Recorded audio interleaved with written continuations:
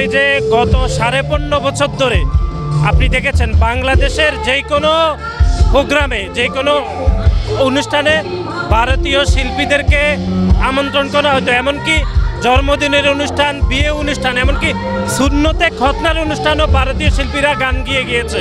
এবং 5 আগস্ট ছাত্র জনতার গণঅভ্যুত্থানের পরে আমরা দেখেছি পাকিস্তানের শিল্পীরাও এখানে এসে গান গেয়েছে।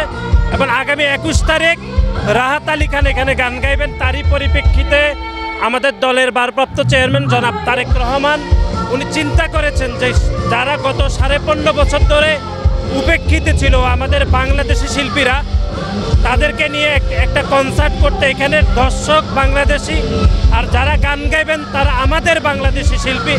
এবং এটার জন্য একটি সুন্দর নাম দেওয়া হয়েছে যে সবার আগে বাংলাদেশ, বাংলাদেশের উপরে কোনো কিছু নাই, সবার আগে বাংলাদেশ, বাংলাদেশি শিল্পী, বাংলাদেশি দর্শক এবং বাংলাদেশি অনুভব, বাংলাদেশি অনুভূতি দ্বারা আজকের এই গান হচ্ছে।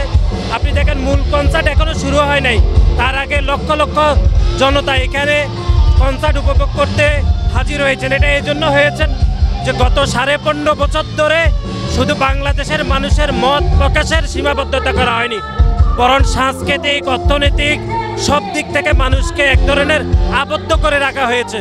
সেই চিন্তা চেতনা প্রসারিত করতে আজকের এই সবার জন্য বাংলাদেশ এই কনসার্টটি উপভোগ করার জন্য আমরা সবাইকে আমন্ত্রণ জানাচ্ছি।